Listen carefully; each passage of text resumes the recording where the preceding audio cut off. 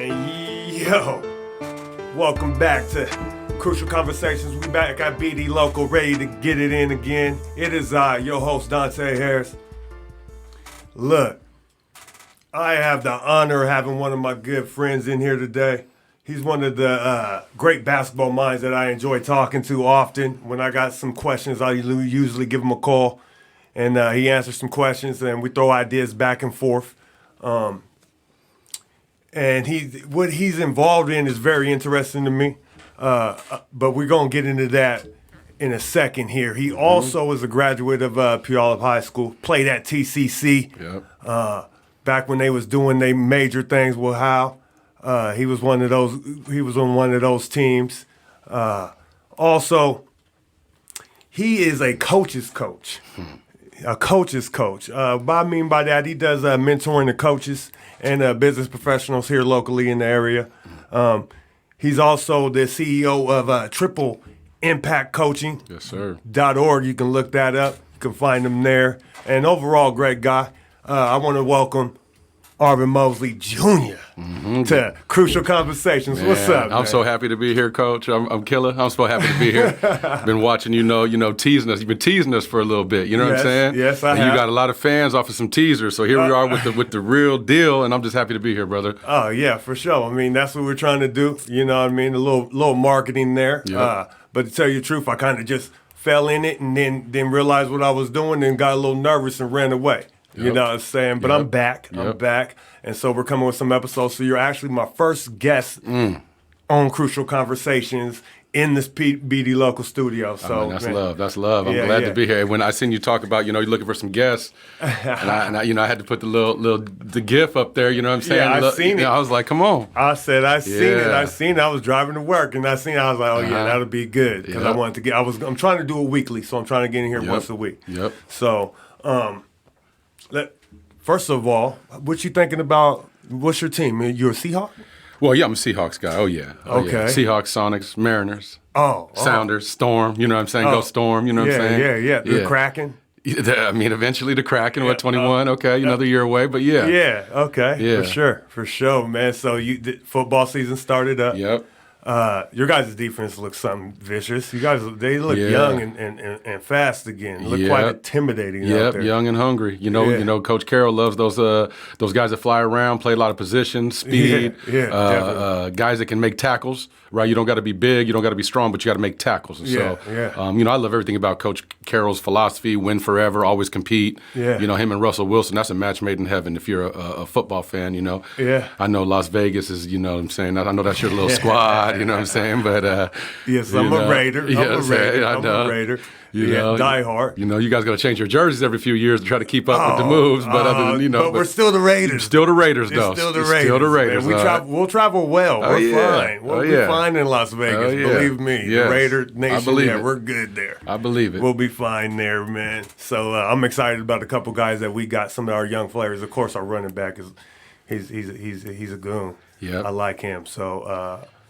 So I'm excited about this season coming up. Yeah, it felt a little weird last weekend, you know, because you don't get the build up with the preseason games, and so it felt kind of weird waking up Sunday morning and thinking like, oh, it's a real game. It's not, it's a real game. The starter's gonna play the whole game and everything. I didn't even understand that process because I just started watching. I realized like, hold on, this ain't preseason. They came right to it. Yep, they going in. Went right at it. So yeah, but I'm enjoying that though. I enjoy just let's get after it. Yep. Also, I mean, so that brings us right into what I want to talk about. What are you thinking about the bubble, the NBA bubble?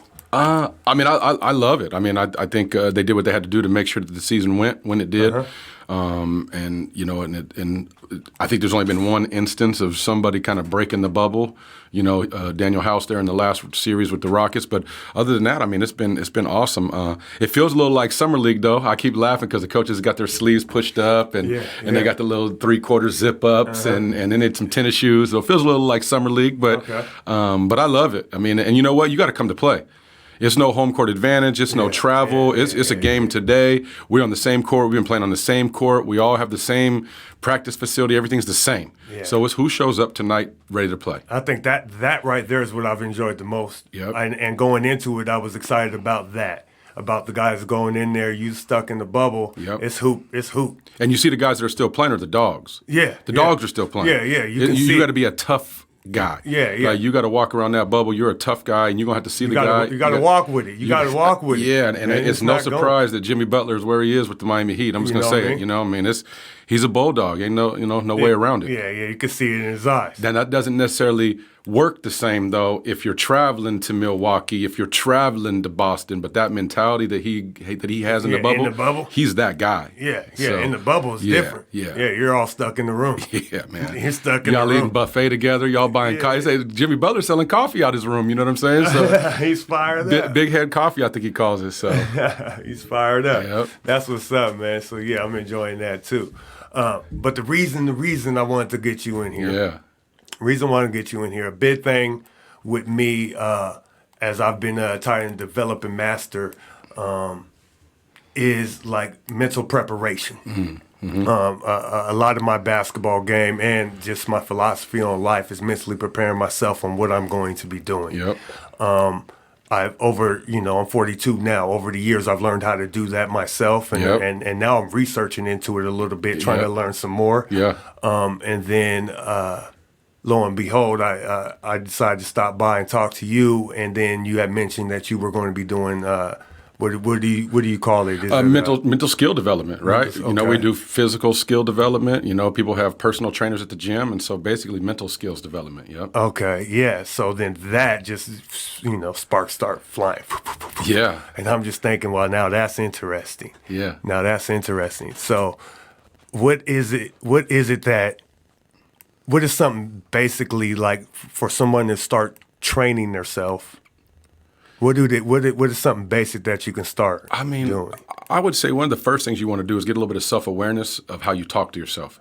You know, I think research shows that the number one way that we get confidence is how we talk to ourselves. Uh-huh. And so, we talk about, you can read a Bible, you could read, a beautiful book like the Bible, you could read John Wooden, you can read all these great self-help books, but if you put them down and then you don't tell yourself how smart you are, how good looking you are, how talented you are, how special you are. If you're not telling yourself that, it doesn't matter what books you read. It doesn't matter what videos you watch. You can't be motivated and inspired if you're not talking to yourself the right way. So, one of the very first things that I talk to when I work with my clients is how are you talking to yourself? I want to get a little bit of inventory on what are you saying to yourself when you're at your best? What are you saying to yourself when you're at your lowest? And when you're just sitting here, what are you saying to yourself? And I don't think people realize how much we talk to ourselves. They don't have an exact number, but people have anywhere from 80,000 to 100,000 thoughts a day. And of those, the vast majority, 80 to 90% of our thoughts are negative thoughts. So if we're thinking negative, it doesn't matter how much positive we read. If we're thinking negative and we're talking negative, you can't get negative, right? Negative thoughts, you got to combat them with positive words. Right? Yeah, definitely. Yeah, and self-talk. I mean, talking to yourself, that's the longest conversation one will have. Yeah. It's going to be, that's the continuing cycle. It never ends. It never ends. You can't leave, you can't go in the other room. No. I'm done talking to you. No, you're still there. You're still there. You're still there. You're still there. You got to look that person in the mirror. Yep. So that's interesting. That's interesting, man. So like self-love. Yep. So, but also, how would one apply that? Say I'm a coach. Yep. I'm a coach. Yep. So if I go into a situation where I'm trying to get these guys to believe in a concept, how would I implement that onto a group of young men? How would I do that? Yeah, I mean, well, one of the I've been telling every coach I talk to, I said, Coach, the most important thing that you could do the next day at practice is sit on the ground, crisscross applesauce, like they do in kindergarten. Sit there and cross your legs and talk to your players. Figure out what they're listening to music-wise, figuring out who's important in their life, figure out what they're afraid of, figure out what their dreams are. 10 or 15 minutes sitting down on the ground with your players will and again, it doesn't impact self-talk, but it impacts that camaraderie and that teamwork. So that's one of the first things I would do if I a coach. Next time I got my team together, I'd sit down and have some questions and learn about, their hopes and their dreams and the things that are important to them. In terms of self-talk, I think you got to do an inventory. You just have to take a moment and talk to young people and say, hey, when you were playing well the other day or when you're practicing well and if things feel good, what are you saying to yourself?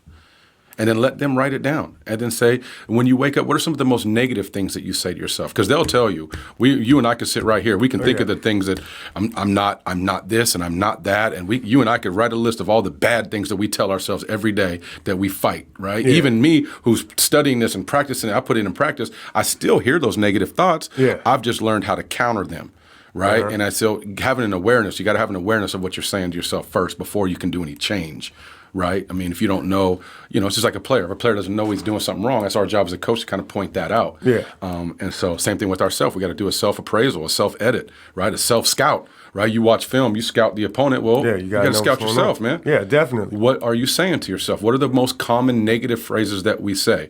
And when it comes to your work, it's maybe I'm not worth that much, right? You bid jobs for a living. I bid jobs. I got a bid sitting on my desk right now that, I had to talk myself up because I'm thinking, boy, I'm going to send a bid in for this much money. I mean, oh my goodness. And wait a minute, you're worth it. You're smart enough. You're talented. You're special. You're unique. Right. And so we even as I'm learning this and even as I'm trying to put it into play, I still find myself talking down, right, at times. And so really learn how to self-talk, right? I would say that's key. Yeah. I mean, when it comes to self-talk, I think as I've grown, I've done better at positive self-talk. Yep. Than I did when I was a little bit younger. Yep. And then also believing in self and then not depending on someone else to talk me up. Yep. Changed a lot. Yep. Changed a lot. Yep. Once that didn't really matter and I start talking to myself and letting those positive things start happening. When I'm speaking positive to myself, yep. Start believing in things. Mm-hmm. So I've also been thinking about, one of the main things I think mentally that I've always locked into was I locked into pain. Mm-hmm. Mm-hmm. So I could take pain and then I can stir that into energy. Yep. I can stir that into energy. And so by doing that same energy also saved me from getting into a lot of trouble too. Yeah. Because then I had the strength to be like, no, I'm gonna go this way instead of that way. When we're talking about that, I want to hit this story and just see what you think about this. Now, you were there. So those of you who don't know, Mosley also is one of the few people that have played with me and also coached me. Yeah. So there's not too many guys like that. So there was some battles. Yes. You know what I'm saying? Yeah, there were some things going on. Yeah. So with the two of us getting together, it get a little intense. Yep. So there was a time that you were coaching and we were warming up and someone yelled my name and they said, there's a lady at the door, says it's your mother, and she wants to come in the game for free. She said she's not paying. I'm like, whatever. I kept warming up. Then I'm thinking in my head, well, maybe it is. So I go look, and it was. Yeah. And I just wasn't prepared for that. Yeah. For me, my mother had never seen me play basketball. At that point, I was maybe 31, 32. Yep. And she had never seen me play. So that was emotional because I'm a grown man. You know what I'm saying? I got kids. Kids out there. Mm-hmm. But one of the things that happened in that game, that was one of my most memorable games that I don't really remember. Mm-hmm. But I know. And let's talk. And we're going to talk about that too. So, but keep going. But we're going to talk about that. But that's exactly the thing. The thing from your perspective. Looking at that game actually happened because I know I was emotional because I do remember tearing up. Mm-hmm. But I don't remember actually the feeling. But I think it just flowed because you were that coach at the right time to let that go. You know what I mean? I always wonder, like, why did you just let that, you know what I mean, that action just happen like that? And you even, from my understanding, everything catered to me. Like the ball was coming to me. All my plays got called. Yep. So can you take me through that? Well, you said the word flow, right? Flow is peak performance, being in the zone. And you got in the zone that day, right? That was, and I remember the numbers close to a triple-double, if I'm not mistaken. Yeah. It was a 30-15, Yeah, it was 30, 10 or yeah, 30-20-10. So like it was one of the best games. It wasn't them Jokics. You were looking like the Joker out there, crazy. right? Yeah, it was crazy. The Joker with an athlete's body. Yeah, well, he's different. I would say, so you use the word flow, and I would say that's peak performance, or that's what people call being in the zone. And you were in the zone that day, and you don't remember. That means because you were in the moment. Yeah. Right? We talk about the best athletes play where their feet are. Yeah. The best athletes play where their feet are. Guys like Paul George the other night was playing too far into the future, right? Paul George was worried about tomorrow or worried about yesterday, right? He wasn't when he missed both of those shots, right?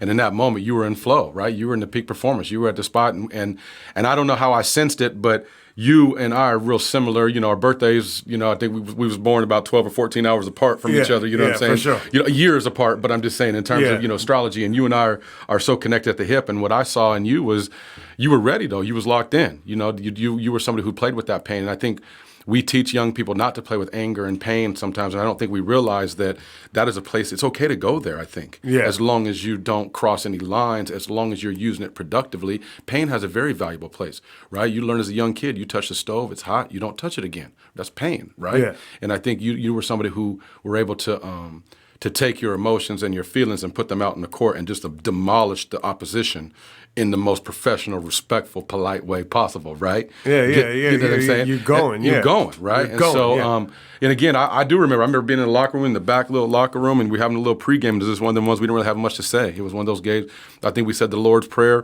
You know, I went through the X's and O's a little bit. We did the Lord's Prayer, and everybody put a hand on you, and we was like, let's ball, right? It wasn't much to it after that. Yeah. And so I mean, I remember. I mean, and I know that's on VHS somewhere. Yeah, it is. It is. I don't have it. No, but it's on I know VHS somewhere. Yeah, someone has it because an agent has it. Okay. I know that for sure because Okay. that's the tape that they seen.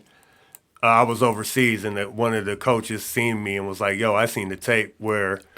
You did some berserk. Jumpers, you know what I mean? block shots, filling the lane. Was like the ball. He was like, I've never seen somebody be at the same level of a ball for the whole game. Yes. So where the ball was, Goon Squad. That was the Goon Squad. Yeah, we was flying around. We had the goons. We let the goons loose. You and Orlando and Lamar, Marlon.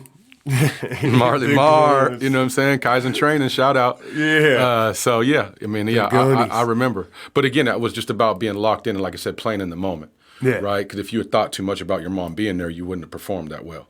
Right? Yeah. If you had let those emotions come out in a different kind of way, it wouldn't have been productive for you. And you were able to, you kind of locked them in to the moment, and you stayed fresh and stayed clear-headed for the moment, right? Yeah. I don't think I coached you at all that game. I don't think I really said much to you. It was just one of those times, though, that one of those rare moments that anybody who's ever played the game, anybody who's ever played any game would be lucky to have those kind of moments. Like, we're always trying to have those moments. Yeah. Well, That's why you played it. I don't remember what happened. Yeah. That's what made it so special, right? I remember it was going. Right. I remember it was going. Yeah. We talk about blacking out, right? We tease each other sometimes. But man, I blacked out. Blacked in out. a good way, though, yeah, right? Not blacked yeah. out, but blacked out. Like, I don't remember. All of a sudden, I was in that mode. I'm hitting everything. I'm blocking everything. So those are.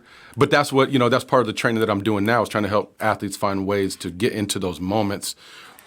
Consistently, repeatedly, over and over, right? Yeah, then into that mental mind state where you can get there. You can rev yourself up so you can get there. Yep.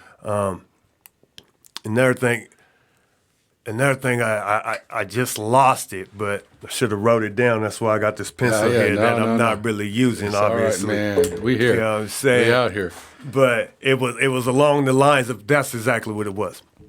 So this is the thing that I've been that as I've gotten to coaching into the high school level that I am trying to get through to the everybody else that's there. I'm talking about the referees. I'm talking about the other coaches, the other players. I'm talking about the parents in the stands. Mm-hmm.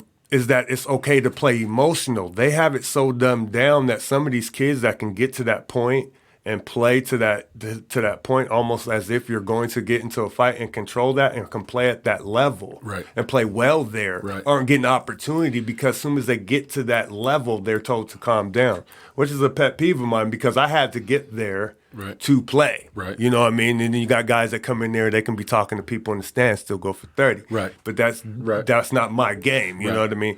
So I try to put. I'm steadily finding myself trying to combat that. Like it's okay to scream and yell. You know what I mean? I think that's the reason why I coach the way I coach and I yell, so I can get my kids can feel free. Right. So they can feel free to let some of that out. Right. And then it helps with the style. You know what I mean? I love defense and they're flying around. We're talking now. We're talking on defense.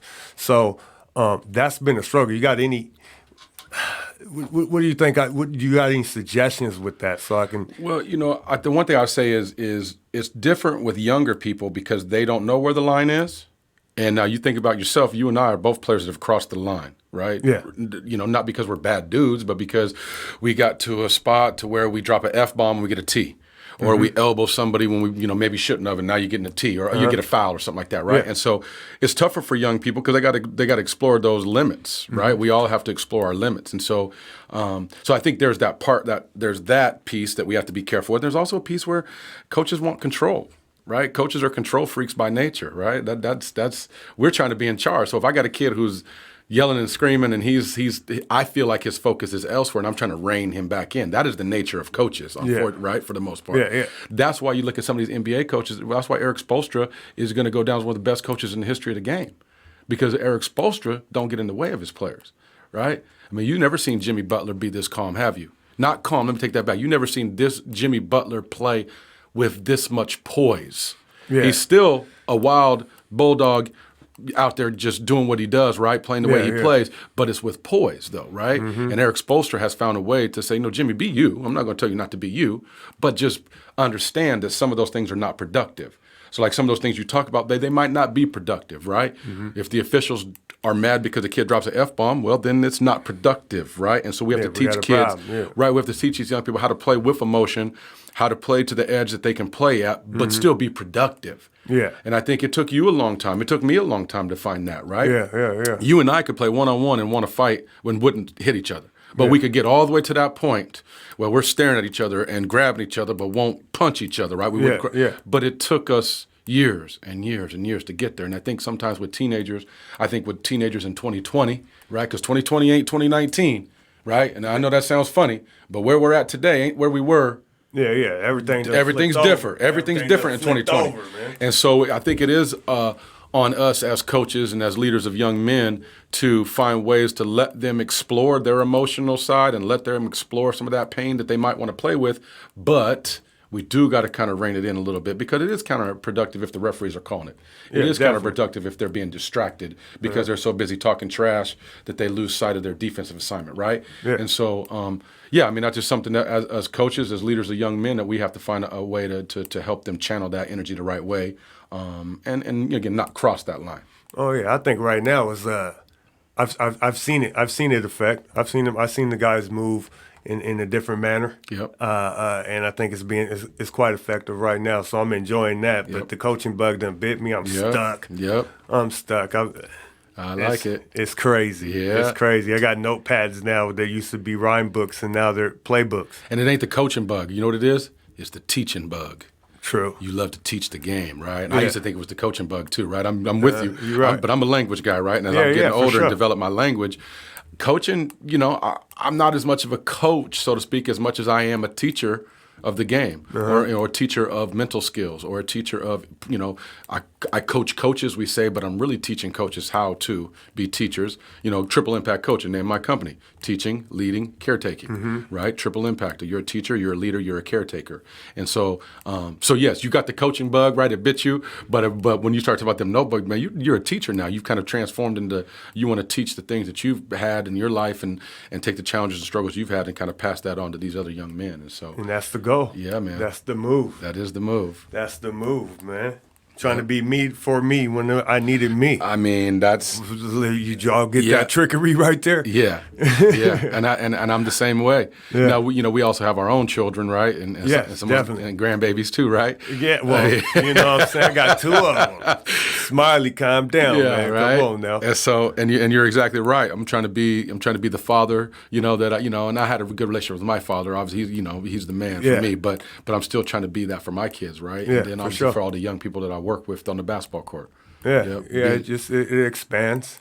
It expands. Yep. You know what I mean? That was the beautiful thing of it. That's the art to it. Yep. the kids growing, and then and then you just I've seen second generations. I love seeing that. Like, man, I know his father, and then I know three, four different generations of one family, you know what I mean, that I know personally. So that's the Tacoma thing. I love it. Yep. You know what I'm saying? You see them growing, then their kid, next thing you know, their kid's at the school. And you're like, okay. Yep. I got my former players hitting me up. Hey, my son's 8. Can he get in your class? Or my son's 9. And man, you played for me?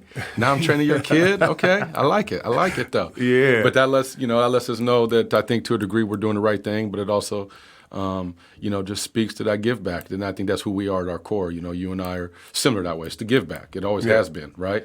It's just always being in community guys, right? We've had chances to go other places and do other things. And, and I swore up and down, I'm leaving Tacoma. You know what I'm saying? I'm leaving. I'm about to leave. I'm fenced about to gonna leave. You know what I'm saying? I'm fenced about to gonna. Yeah, I'm going. And then here I'm right back. And I couldn't shake it. And I'm not going anywhere, man. I love it here. Yeah, definitely, man. When I went to school, then went overseas, and then I ended up coming right back. Yeah. It was a Tacoma thing. Yeah. I was like, nah, I missed the same road can take me from the mountain to the water. Yep. You know what I mean? Ain't got to take no turn, straight ahead. I'm straight there. I'm good. Yep. I'm good right where I'm at. Yep. So yeah, Tacoma's a good spot, man. What else? But look, so what else are you what all do you got going on lately other than you got man, you a Renaissance man. You got what else you got? Triple Impact coaching? Yep, triple. So I do my training, right? Uh-huh. I work for a couple big companies. Elite has Earned is one of them that I travel across the country working with girls basketball camps. Okay. And, lead some of the most prestigious girls basketball camps in the country. We have our next camp up here in Seattle. All things going okay weather-wise and COVID-19 wise. We'll be up there the 10th and 11th in Seattle, October 10th and 11th. I'm leading mental skills development and mental conditioning for a couple teams, for individual players. I have a weekly class for student athletes. Okay. And they tap in, we get on Zoom, and I take them through some mental skills training, right? We exercise our minds, right? We call that inner size. Right, everybody lifts weights for exercise, but our mind is a muscle too, and we need some inner size. Inner size, I like that. Yeah, so we're working on our mental game, and where you are right now, and where you want to be, the bridge is your mindset. Mm-hmm. Where you are now, where you want to be, it's your mindset, right? Yeah. And so often we get distracted. Well, I'm gonna try harder, right? As opposed to we can go lift all these weights. You can have great nutrition, right? You can eat all this great food, but if you're neglecting your mind, it's all a waste. Yeah, it's pointless. And it's not necessarily a waste, but it's not going to get you to where you want to be. And so I'm doing that. I wrote my quick guide to coaching youth basketball book I dropped out last year, and so I need to drop the second edition, right? You got to drop that second edition, and just putting classes in place, and so that when we can get back in person consistently. I'm probably the only guy around. I've been working with kindergarten through 4th and 5th grade kids for the last 4 or 5 years, and I run some of the biggest camps in our area for that age group. And the reason I got to that age group is because the first time we did a camp, and everybody wanted to go with the high school kids, everybody wanted to go with the big kids, and everybody wanted to go with the guys that could dunk and the girls that could do all the flashy moves. Yeah. And we're like, nobody wanted to work with the little kids. I was like, man, I'll go work with the little kids. And I work with the little kids, and then. About a week later, I didn't know what I was doing. Like, I'm saying, I coach college basketball. I don't necessarily know how to coach a 7-year-old, right? Yeah, this is different. You can't yell at them and say, go up to the elbow. They don't know where the elbow is. Yeah. Post up. They don't know what this is, right? And so it was about a week and a half, 2 weeks after the first time I worked with some little kids. I was at Walmart or Target up on Union, and the kid said, that's my coach. And the little kid looked at me, a little 6-year-old, 7-year-old kid, that's my coach. He told his mom, who? That's my coach. That's my coach. And now, mind you, I only trained this kid, or he was in a class of 30, 40 other kids for an hour. Yeah. But to him, I was his coach. Oh, yeah, for sure. And then I realized, and I started thinking of the impact. And so everybody's fighting for the LeBron James and the Giannis up here at the top of this triangle, right? Mm-hmm. And then at the bottom of the triangle are the kids who are just getting introduced to the game. Mm-hmm. They're the kids who are just getting involved in the game. Mm-hmm. And I realized that I could actually create more of a lifelong passion for basketball, or a lifelong passion for fitness, right? Just for health and wellness and fitness and mental toughness, right? With these little kids, I can actually start to lay the foundation, and then I can feed them to the younger guys like you by the time they get to the high school, or I can feed them to my former players who are trainers and things like that. So I fell in love with working with little kids, and I got 2 little guys myself. And so, Yeah, so I mean that's probably one of the things that I can't wait for the gyms to open back up to where I get my 30, 40 little 6, 7, 8-year-olds in there just going to work, having fun, learning the game. Getting it. You got fired up right there. Oh yeah. You just turned to coach real quick. I haven't been in the gym in a minute. Mose, you got fired up. I haven't been in the gym in a minute. It's been tough out here. You know what I'm saying? These outdoor workouts, I had to put those on break for a minute too with the smoke out there. So true that. Yeah, you know, so I'm definitely I can't wait for the gyms to open up and for all of us to be able to get back in there and do what we love. And and you know, really, again, it's about teaching, it's about leading, it's about being a caretaker of the community, right? So I just happen to do it with the basketball. I just happen to do it on a basketball court, right? That's my platform. I'm not in a church, right? I'm not on the pulpit at the church. I'm not a police chief, you know what I'm saying? I'm just a dude that loves the game of basketball, and I can spread a good message by doing that. Definitely. It's a beautiful thing, man. I'm happy you're doing it. Man. I'm happy you're doing it because it takes a special person to deal with 30 kids that young. I appreciate that. You But know. it's guys like you though that you know that believed in me that first year with the Thunder. You know what I'm saying? When we ran that squad, and you guys were skeptical of me at first, and I get it because I got to earn your trust. Right? I had to show you that I was consistent. I had to show you that I was real. You know what I'm saying? And so I mean, there's guys like you and that squad. I mean, that was an amazing squad right there. But it was guys like, and I'm friends with all y'all still. That's what's the craziest. I still talk to all y'all. Yeah. And I still talk about the trips and everything that we did. But it's those kind of relationships, though, that now, you know, I've worked with your kids over the years, right? Yeah, You know, I'm going to have your grandbabies. If I'm still doing it, I'm going to have your grandbabies in the next few years, right? Yeah, for sure. One on the way. We're only 5-6 years away from it. You know what I'm saying? Only a couple more. You about 2 years away from it. Matter of fact, he's about to be 7 and 2. Yeah. I'm putting him in there. Yeah. You know, he need to do something. Yep. He needs some of that. Yeah, we in it. He needs some of that work, you know what I mean? Yeah, he running around the house breaking up stuff on the weekends. Yep.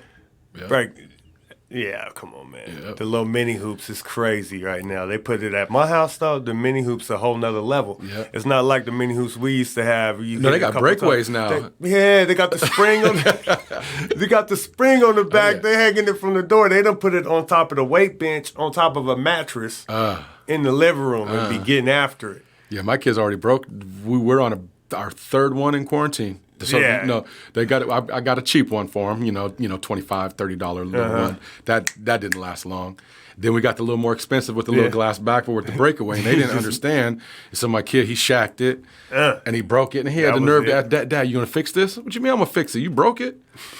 He said, but Dad, well, we need a new one. I said, well, your birthday's coming up. I guess we know what you're getting for your birthday. You know what I'm saying? You broke it. Because we can't keep putting $30, $40 out for these hoops. First lesson, don't break it. So we're on our third one. So they're on their third one. They broke the first two. They've been a little more calm on this one. Oh, yeah, definitely. But,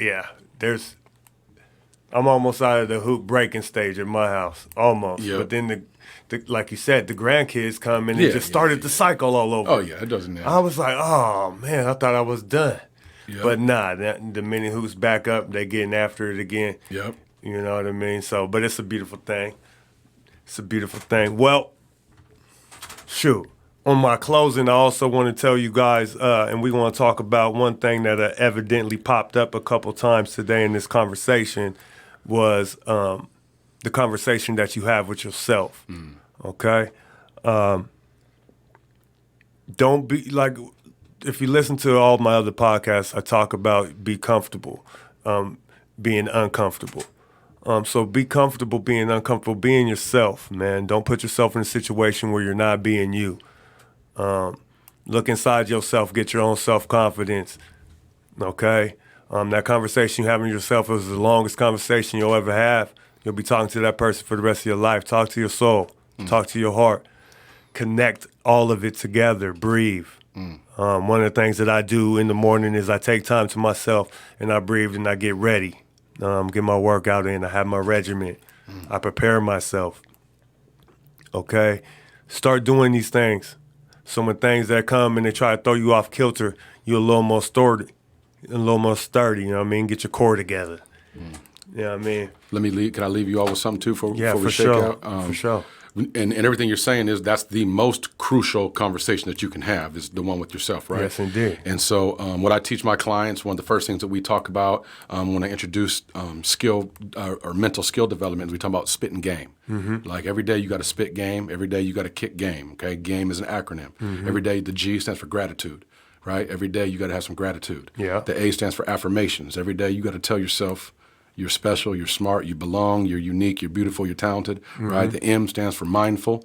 Every day you got to spend some time in your mind. You got to spend some time in your head working on and talking to yourself, or just being quiet mindfulness, right? Where you just meditate, right? Either way, but we got to talk to our mind. And the E stands for exercise. And we got to exercise our body, we got to exercise our mind, like we talk about exercise. Yeah. And so game every day, gratitude, affirmations, mindfulness, and that exercise. Whether it's walking around the block, whether it's knocking out some burnouts, because I know Killer does his burnouts still. Gotta get 'em. Whatever it is, but right, you got to get that blood pumping a little bit and get the heart going a little bit. So every day you got to spit some game. Spit some game. We over and out, man.